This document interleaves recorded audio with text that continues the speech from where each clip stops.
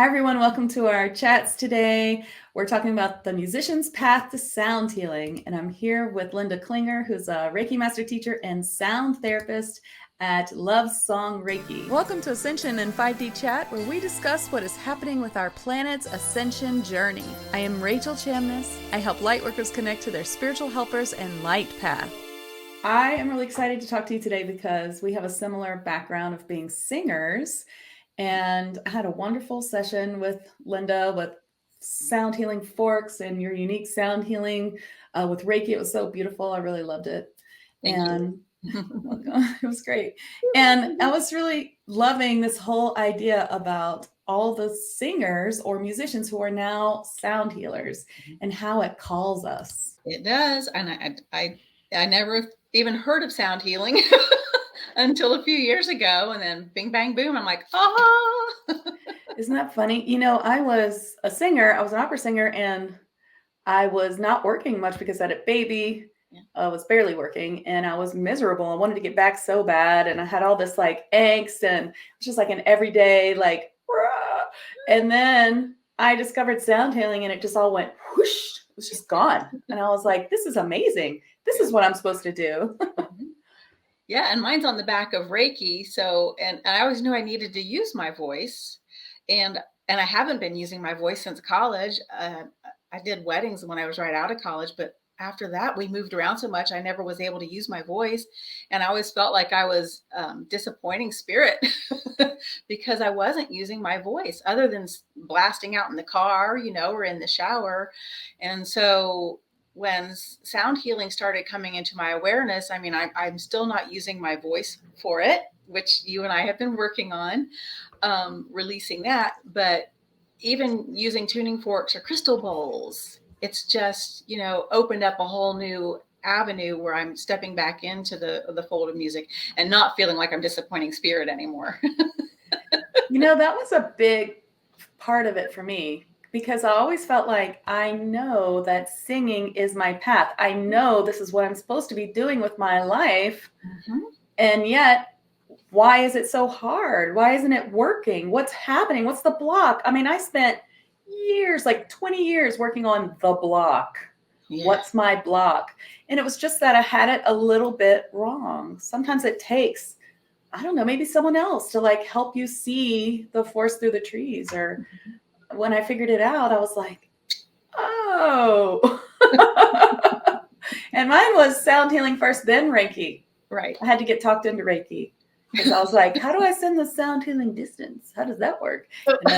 And then I got talked into it. Now, of course, I love Reiki. Yeah.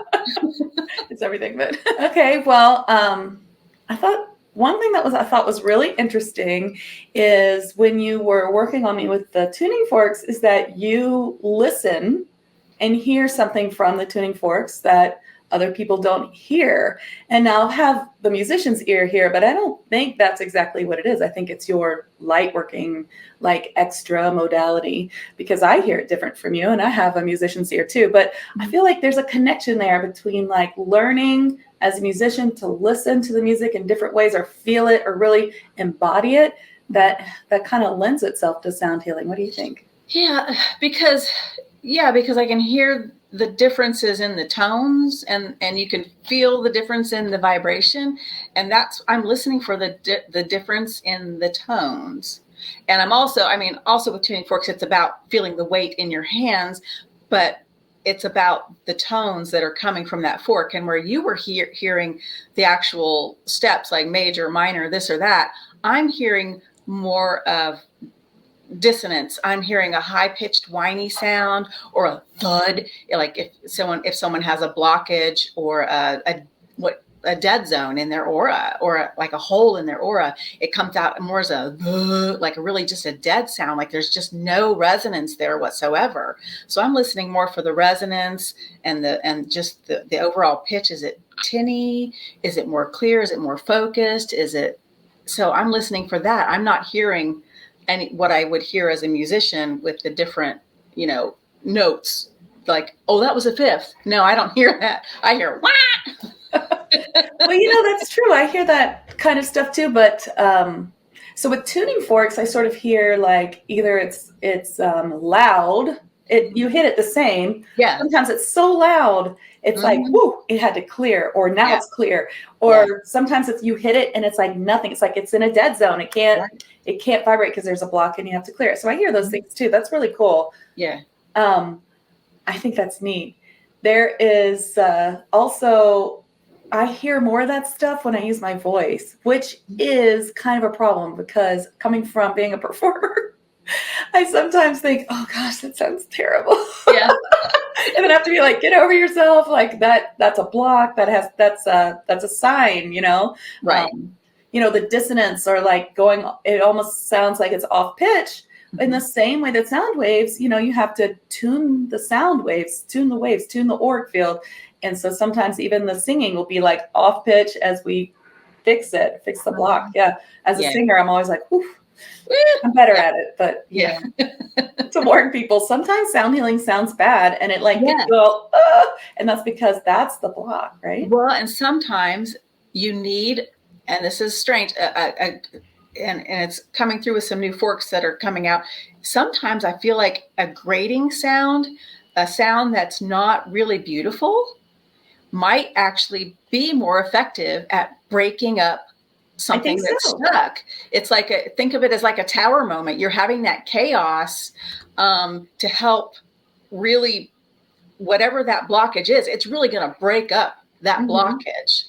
I like that. And then you can come back through with something else, maybe a more coherent sounding fork or a coherent sounding sound might come through after that when that blockage is cleared. But sometimes I feel like you need that grating, to help scrape away whatever that is. It's kind of like sometimes in music, you have that dissonance and then it resolves. Yeah.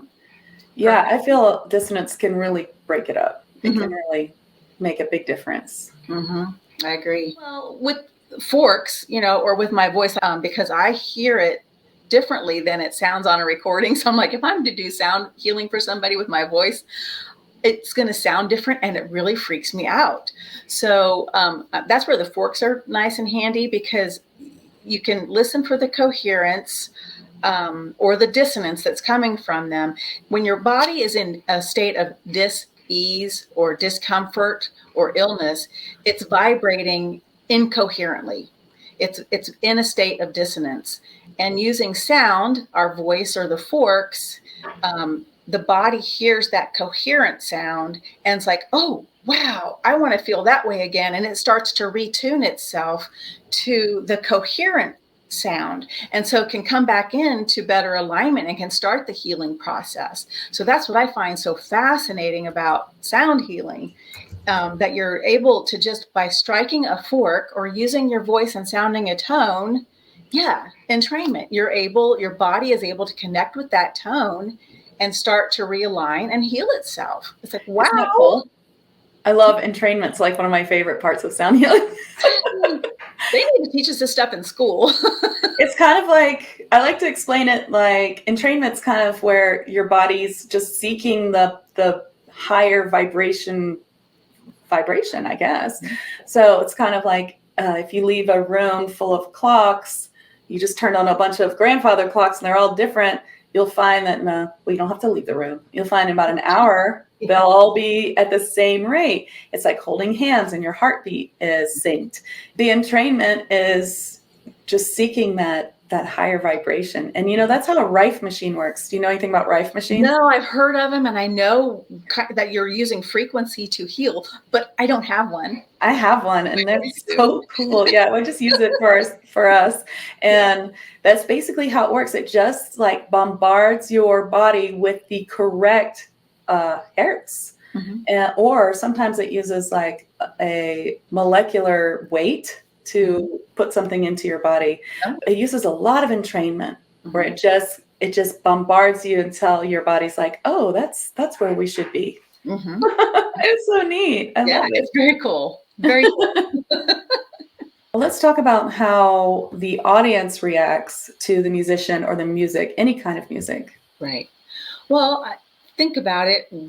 I sing because I love it. I sing because Dolly Parton made me happy. So I started listening to Dolly. Oh my gosh, I sing because of Dolly Parton too. I sing because of Dolly Parton. When I was little, I wanted to be I that had way. her greatest hits album with her red bandana on her head. And, I started singing to that. And so because of that, I was allowed to get voice lessons, but it made me happy. And, when I'm feeling low, I can put on certain music. And to me, that is sound healing. Sound healing isn't just tuning forks. It's not just using our own voices. It's also just listening to music. It's healing because it changes your state of being. And I feel like the audience is, when we're using our sound healing modalities, the audience is, they're just feeling that music, and they don't even realize that it's sound healing, I think you're so right. And I feel like it's the exact same thing that we were just talking about, entrainment. Yeah. And maybe that is what's connecting to them. Perhaps people don't know why they cry when they listen to a certain piece, or maybe it's not nostalgia or anything like that. Maybe it's nostalgia from a past life or something, and it could even be that exact pitch combination. I mean, there's so much we don't know. Yeah, so much. It's interesting. I remember my voice teacher told me this story, my Chicago voice teacher, that she was listening to this famous singer who would sometimes hit these notes that were so amazing that they would just go through your body. And she said she was young and she was sitting on the edge of the aisle and she was falling asleep because she was working at the opera. She was very tired. And the singer sang this one note and it just vibrated her body so much she fell out into the aisle. Oh, that's fun. But I mean, there's all kinds of reaction. You can get chills. I really think drum beat is such a wonderful connection that I don't know if it just connects us to our past, a past life, or if we're just made to connect to drum beats. I love drum beats. I just feel like it just drives deep into your body. Right? And it just feels so good and it just clears things up. Mm-hmm. And it puts you into a trance really quickly, which is nice for meditation. As always with sound healing, I always caution everyone to make sure you know who made the sound healing. Yes. Intention is everything. Yes, because, a lot of people just look up these drum beats on YouTube and then sometimes they get attachments. I have had that happen where I've had to clear people. Oh yeah, I was listening to this binary beat. Be careful. Yeah. I'm like really careful. I only use background music done by one person that I just really trust, Josh Bergen. He makes these beautiful background tracks that anybody can buy. He doesn't make them just for me, but I do request them often. But it's nice to know that you're listening to something that is, intentionally made. Right. Yeah. Intention is everything. For the intention that you wish. Yeah. Yeah. I'm so glad you're here that we can talk about this. So, singers and the throat chakra. I have just witnessed it and seen it and lived it and know that singers are here to clear their throat chakra. The throat chakra is all about communication. And we obviously have some serious boundaries or communication or something that we have to come and be singers for to clear that up. And so all the angsty communication stuff as a singer, it's like you came here with that stuff. Yeah, I agree. I mean, it's hard for me, it always has been, to speak truth. And through singing, I can at least express what I'm feeling. So that is my way of clearing. And since I've held myself back from using my throat for so long, it became extra blocked. It's really important for me and working with you and other people to help remove these blocks, because I know that if we can remove ours, we can help others remove theirs. Right. That's what we're here for. We're here to use our voice. Isn't that cool? I think too that practitioners always have the hardest problems with what they're supposed to clear and then learn from and teach other people or clear for other people too. Exactly. Yeah. Yeah. The voice, I feel so many singers have these past lives of beheaded, silent, strangled. I've had so many of those removed. I mean, I used to have this thing where like if anyone got near my throat, I would be like, ah! I mean, I couldn't let anyone get anywhere near it. It was like, I felt like they were going to slice my throat or something ridiculous, you know? Wow. Yeah. From past lives. I think you told me I was hung in a previous life. So I'm sure I did. Like, causing a little bit of a problem. Good. Yeah. Yeah. I see all kinds of things. The guillotine. But we're also expressive singers. I think we're emotive. I don't think we're shy. Being singers, we perform and it helps us to speak. I mean, when we do have something to say, I think we're much more able to get it out there. Right. We have a past in performance, and that actually helps us, I think, do well on social media and be able to make lots of videos. We already have this performance sort of background, and so just lending that to a video is almost easier or way easier than an audience. It's like once you've like, you know, gotten over that whole you're standing on an audience and singing for people or whatever, then making a video is nothing. No, it's nothing at all. You know what else is, I think that when you're a performer, you really, really have to learn that it will never be perfect. I mean, you know, that's like otherwise you'll make yourself crazy. Some people say, allow yourself 3 mistakes.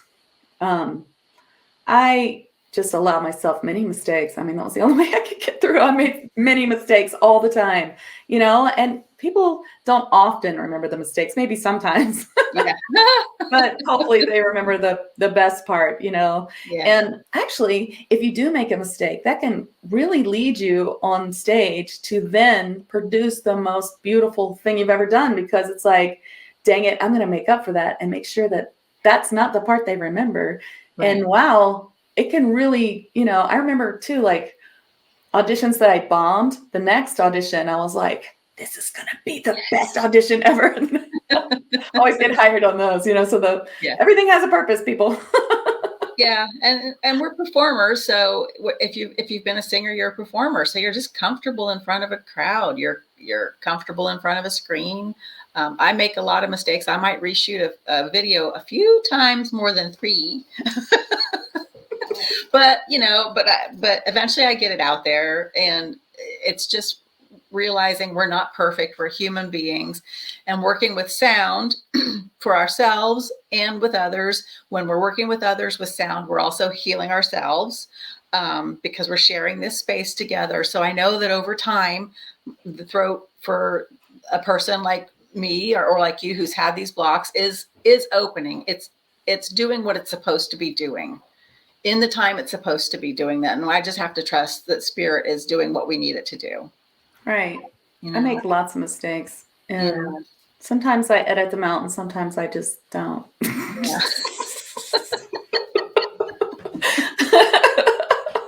I mean, you know, I don't know anyone who really wants perfection. It's perfection either way. It's perfection either way. It's exactly what it should be. Yeah, it's exactly what it should be.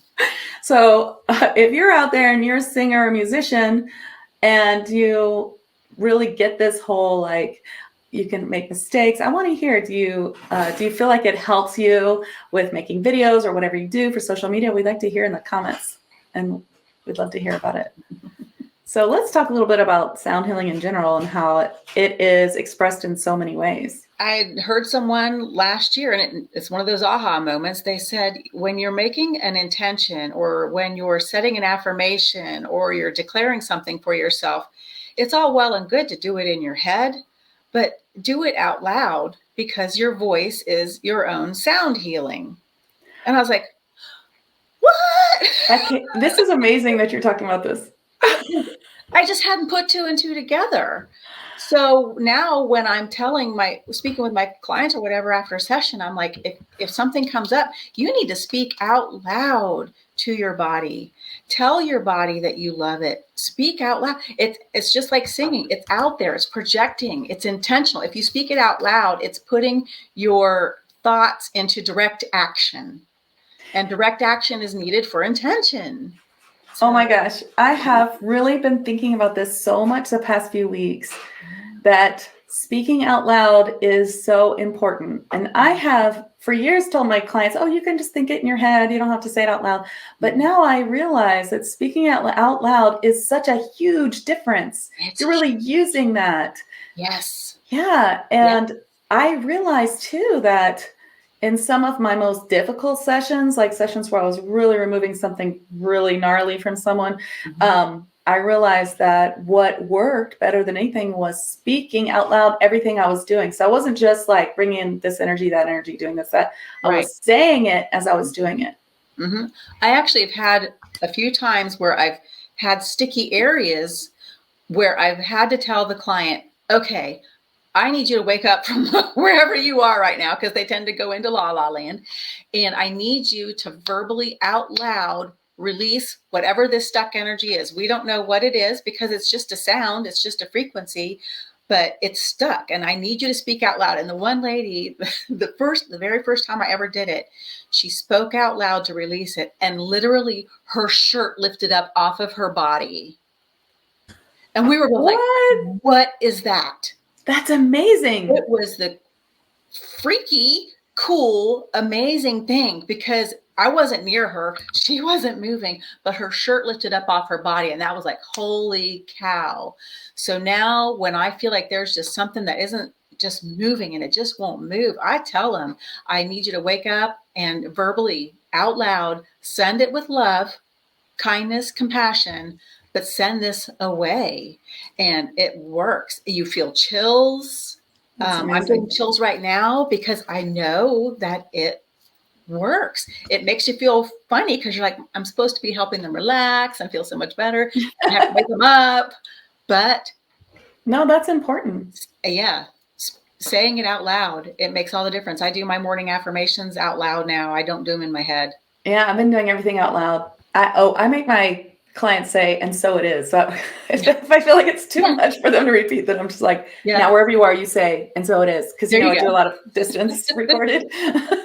Say, and so it is. Like anyone watching here knows I say that all the time. Yeah, I have noticed a huge difference in saying things out loud. Yes, it's direct action. It's more than just a thought. Yeah, I like that idea. It's direct action. I hadn't thought of that. I was just thinking more like it's sound healing. You know, with sound healing, I also, before I even teach something or do something, I just intend that I'm bringing through my light language, through my voice in speaking. And so that it doesn't even have to be sound. Like light language doesn't have to be sung. You know, light language is a million things. It could be drumming, singing, speaking. I mean, all kinds of things. But I just think I'm going to bring it through in my speaking. And that way, kind of, there's light codes in there, you know. I need to write that down right now. It's in my everyday speech, I hadn't even thought of that, because, you know, I've worked with you, took your class on light language, and I still do it to myself quietly. And people are like, I hear you doing something. I'm like, yeah, I'm just doing a bit of light language. It's okay. But you can do it speaking as well. Yeah. Yeah. And I hadn't thought of just verbally saying out loud that I'm imbuing my speech with this client with the light codes. Yeah, you can. It doesn't have to be, they're speaking channeled where it's like, right. Thanks. But, you can just intend. Yeah. Because I mean, what is that? Whatever I just did, like that was probably a language. Yeah. It was. It's just the intention of the light codes. Yeah. I hadn't thought of that. And you can put it, I see you have some in your art behind you. Is that looks like light language? Well, no. The one above your head? This one here? The circles. The circles. No, it's a piece of artwork that my friend did, and I saw it and it went pow. So I feel like it's got light language in it. It's beautiful. She's beautiful. So she imbued it with love. Everything she does is imbued with love. And it wasn't maybe intentionally set for me, but I know it was love, which is light code, which is language. Sure. And it's vibration. So art is vibration. We're all vibration. And there's light language art, which I think people do way more than they think. I mean, I believe that people are channeling all the time. Yes. Writers are channeling. I mean, you'll hear writers say, I just wait for the character to tell me what's going to happen, or it just kind of unfolds. I mean, think of Mozart. Mozart was hearing the notes and writing them down. Never made a mistake. If that's not channeled. No. Mozart. Maybe I was Mozart in another life. Yeah. That'd be awesome. I would love to say that. Yeah. It was Mozart. Well, we have a piece of Mozart in us. Well, we're all one. Exactly. Well, we've talked a lot about singing in a more classical vein, but let's talk about bands and concerts. I mean, music is what makes people feel so good. I mean, we go to see bands, we go to see all different kinds of concerts. And well, what do you think about how some people say there's certain kinds of frequencies or certain kinds of music that will bring you down? Well, yeah, I can see that. I wonder if it's individual. Yeah, because we're all vibrating at a unique frequency. Every frequency is going to affect everybody differently. Yeah. And some people can listen to certain music and feel invigorated by it, while others listen to it and feel total aversion. Right. I mean, that's, so as sound healers, people are going to resonate with some sound healers and not with others. They resonate with vocal, sound healers, or they don't, or they might resonate with a singing bowl, because we're all such unique vibrations. Yeah. So there are some bands I'm like, oh God, no way. Oh my gosh. That. So let's talk about metal. So sometimes my husband will play like death metal or something, and I'm like, oh, I can't. You got to turn it off. It's like killing me. Feels like my vibration is just going. Arr. But to him, it does not do that. Right. He's not listening to it because he's feeling dark and he wants to like express his darkness. He like listens to it because he likes it. I mean, it puts him in a good mood. And it stimulates his It stimulates his vibratory field. It stimulates his own vibration. Isn't that interesting? So I don't think we could say all metal is bad. I mean, and I'm sure that there's plenty made with good intention and bad intention. I mean, don't throw the baby out with the bathwater. No. Because look, there's some classical music that you listen to, and it's just really, for me, it can really bring you down, like the Sturm und Drang stuff. It just really brings you down. Winter. And there's other classical music you listen to that's amazing. I mean, it's all just on a spectrum. It's all on a spectrum. That's true. Yeah. There was this one aria I used to sing from Mephistopheles. Marguerite's dying in the asylum. Mm-hmm. And it was just so emo that like even the cat would get mad at me when I sing. And my husband's like, please stop singing that song. It was just so like depressing. Well, it's funny you bring up your cat, because when I am and this is funny with animals, because animals can be part of sound healing also. They can take part in sound healing. You can sing and use forks with animals. But my cat, when I'm listening to particularly country songs, and I love power women in country songs. So like Faith Hill, Martina McBride, Carrie Underwood, really. And I love to just blast it out there with him. And my cat gets so upset. He will run up and bite me on the leg because it's too much energy for him. Yeah. Because when we're in this really enjoying a piece of music and we're really resonating with it, this excited energy comes off of us, and he just can't handle it. And so he has to leave the room after he bites my leg. And so it's just funny how we all react differently, and it's just this vibration, like when you walk into a room and there's somebody who's really been angry and you can feel the anger, right. And how we can use sound and vibration maybe to cut through that a bit, and how we're going to break that up. Oh, wow. Crystal bowl can clear that. I mean, it's way more effective than sage. Yeah. Throw your sage away and get yourself a crystal bowl. Yeah, but if I stick a fork like the sonic slider on Buddy, just the weighted fork, he loves that vibration. Really? Like in between his shoulder blades, and he doesn't mind like the lighter forks, like a 528 hertz. But when it's something loud and really out there and really vibrating, it really throws him off. And every animal's different that way too. So, but you can definitely use forks and sound healing with animals. They love Reiki too. Yeah, although they do. Not too close for cats. I don't like right. Kind of stand across the room.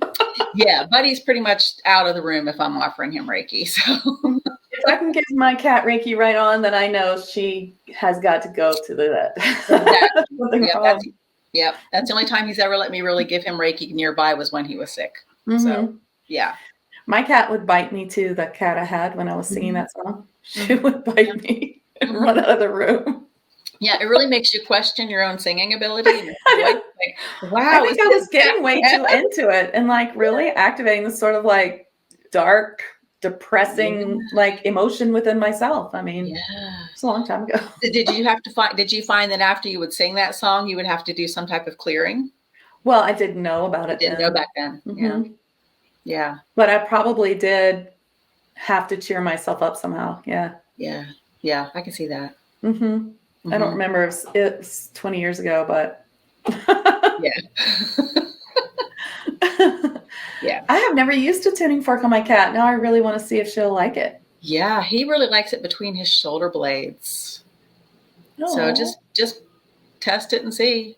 And I'm sure dogs too. Dogs like everything. Oh, dogs like everything. They're so congenial. Yeah, I have a friend who's going to let me try them with their horse. Oh. So I'm really excited to try that at some point. That's really fun. Yeah, because horses love Reiki, you know. Dogs love Reiki. So might as well try horses. Yeah. Yeah. And you could sing in the middle of a horse pasture.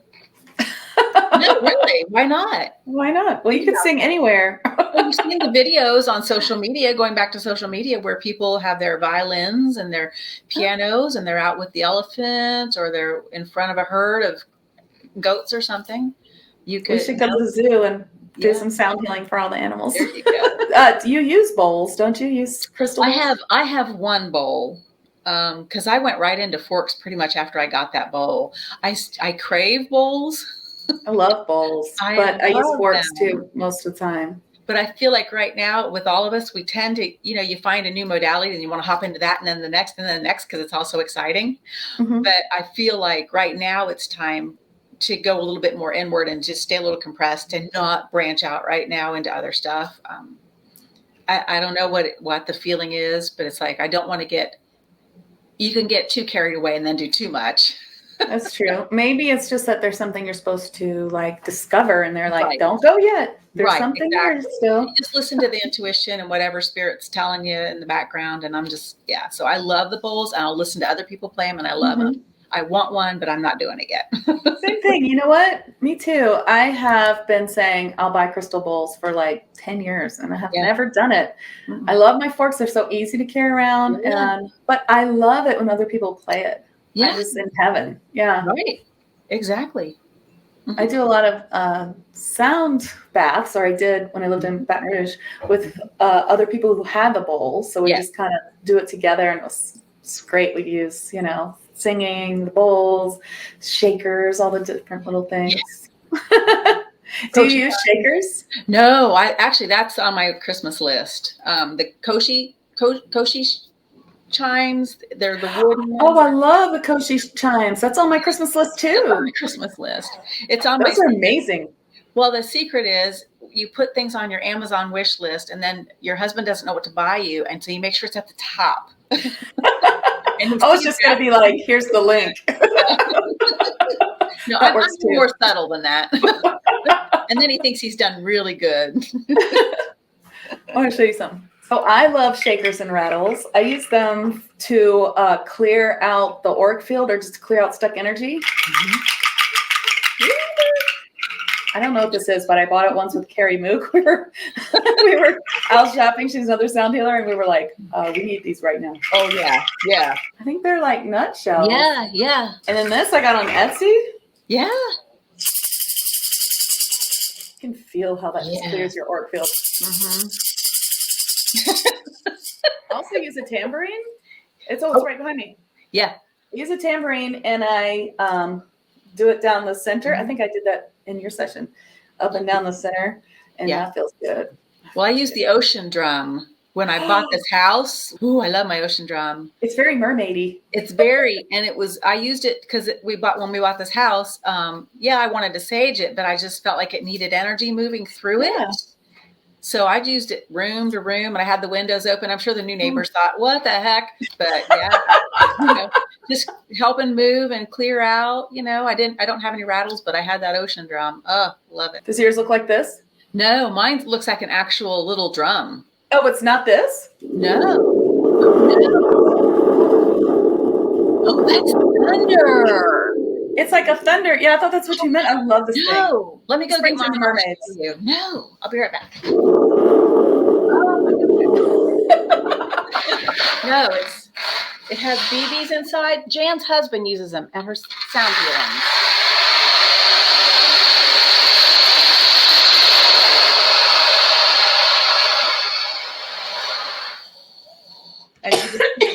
It just cleared out my throat chakra. Oh my gosh, I need one. I forgot about those. Amazon. I don't know what this is. Thunder thing. Yeah, I love that thunder thing. Where'd you get that? I bought it at Coyote Moon in Baton Rouge, but I bet you can find it. Thunder thing. Okay. Thunder thing. If anybody knows what that's called, please put it in the comments. What would you say to someone who said they want to be a sound healer? What would you say a good path is for them? Well, okay, this is going to sound hokey, but what resonates? Listen to different sound healers. Listen to different sound healing sessions. What gives you the chills or what makes you uncomfortable? Ooh. Because sometimes where you are needed is where it's uncomfortable. Yeah. So, but it's what's resonating with you. So like when I heard the forks, I knew, and if you already sing, then you already have the capacity to be a vocal sound healer. So what types of sound healing are out there for vocalists?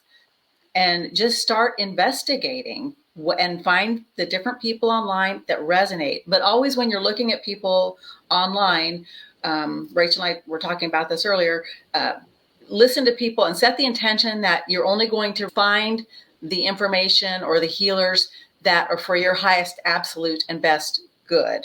So that way you're only getting the highest people, the highest resonating people coming to you, the people who are really going to give you the information that's for your highest intention to make. It's good to make intentions. They're different than affirmations, Yes. I intend to find the best teacher for me. Yes. Or what I love is start opening up your clairs by asking your spirit guides for signs. Give me a sign. Yeah. Give me a sign. That's a great way to open up your mediumship. Absolutely. Yeah, it's really just what resonates with you, just listening to different things. And that one thing that makes you go, ooh. Yeah. Like the tuning forks did for me. I was like, ooh. I think that you don't have to be a musician at all to be a sound healer. And anybody can be one. Just get yourself some forks or some bowls and just start playing with them, really work with them. Of course, we know musicians who use bowls and instruments that are like, wow, like Janko. Right. I mean, it's amazing. Right. But that doesn't mean that you can't affect and heal people and just practice. Everything's all about practice. Practicing with your bowls. I use a lot of metal bowls, which I really like. And they're easier to carry around. Yeah.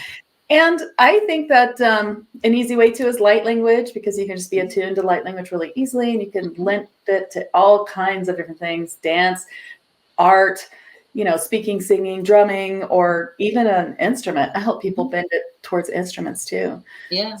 Like Eileen McCusick, who created, the biofield tuning stuff. She was not a musician. She was very off pitch, yet somehow she was able to hear pitch with those forks and create this amazing sound, these amazing forks that really do so well in clearing. And now she's actually been taking lessons to learn to sing, but she was not a musician. She was a scientist for all intents and purposes.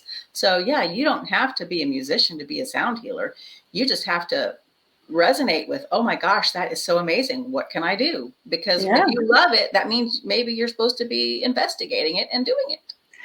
I always tell people that, like, whatever it is that you're supposed to be doing this life, you already have a hint. You might not realize it, but it's that thing that you always wanted to do that sounds stupid. Like, oh, I wish I was a rock star. Well, obviously I'm 50. It's not going to happen. But no, that is a clue. Or, oh, I really love animals. I do this thing during the day, but this little hobby, there's always something in there that could lend itself to some sort of light working. Yep, absolutely. 100%. Well, thank you so much for coming on with me. This was really fun. This was a good conversation. It was. Thank you, Rachel. So if you want to have a session with Linda, you can find her at lovesongreiki.com. And you do distance Reiki and you do local sound healing and Reiki sessions. I had a beautiful session with you. If you want to tell people a little bit about what you do in those sessions. Well, what I do is client lays on the table. Or if you have experienced trauma, you're more than welcome to sit in a chair, sit on the floor. You do not have to lie on a table. And basically what I do is I like to use the forks first before Reiki, because I have found that using the forks before the Reiki, it's a more physical energy, and they really help to get the stuck things moving, so that by the time I've worked my way around the body, the Reiki just seems to even flow more easily and more effectively. We already are Reiki. We're already light and love, but whatever blockages are there, the forks just seem to help.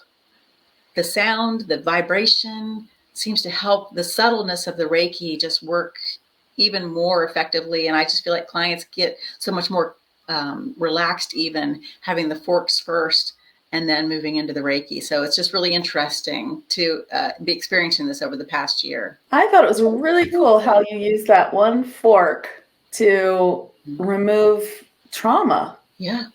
Yeah. Where you could tell like the age it happened and all. I thought that was really cool. Yeah. Just you listening. But that's something just that you figured out for yourself, right? Like your own modality. No, from listening, because when you're using the forks around a body, you kind of think that the body's energy field expands out about 6 feet, and you can use those feet as tree rings. So like 6 feet out is your birth. And as you get closer to your body, it's more your present time. So all I knew in your field was there was something that happened to you at this age. And I could hear in the fork that I needed to stay there and help it to release. And I could also, which has been really interesting, when I get closer, I can actually feel through the forks. You'll feel like an energy cord when I'm over a traumatic area, and I feel the cord, and I can actually feel like I intend to cut it away from the body. So it's just been really interesting. So I'm hearing and I'm feeling, and I'm not knowing what the trauma is, but I know it's there because the forks are telling me in many different ways. That's so cool. So Linda's in Knoxville, and the sessions are really beautiful. I really loved mine. It's really nice. I appreciate that. Well, thank you so much for coming. And it was really nice to talk about all of this musicians and sound healing and how it kind of connects in some ways. And of course, we would love to hear from you who's watching. So please comment if you have anything you'd like to add or ask about. We'd love to hear it. So thank you so much, Linda. Thanks, Rachel.